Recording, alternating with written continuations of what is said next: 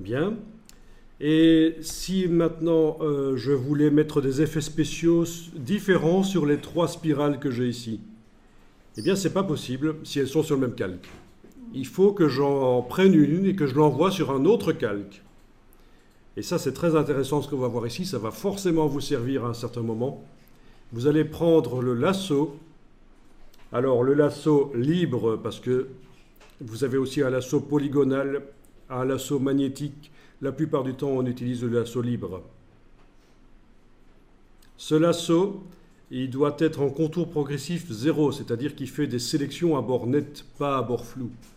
Il sélectionne bien les choses. Et vous entourez la spirale que vous voulez envoyer vers un autre calque. Vous l'entourez sans essayer d'aller contre. Il ne faut juste pas déborder sur les autres éléments du calque.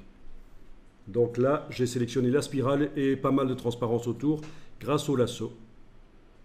Vous avez une sélection en pointillé. On appelle ça une sélection en défilé de fourmis.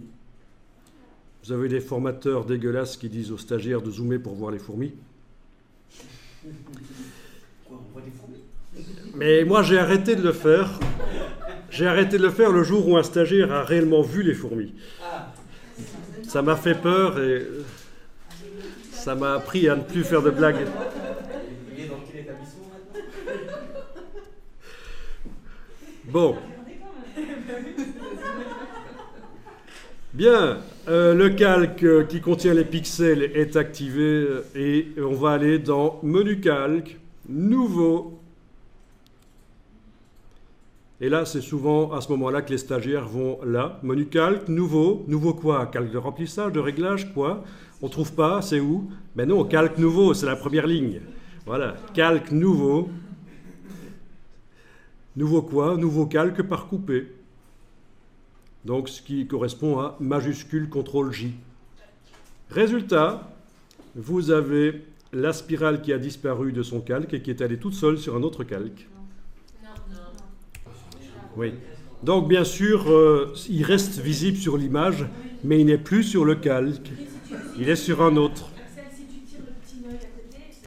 Voilà, et c'est ça le principe, c'est que je vais maintenant pouvoir aller sur incrustation de motifs, par exemple, sur ce calque du dessus, aller décocher ça et mettre autre chose si je veux. Voilà. Donc on a vraiment 2 calques indépendants.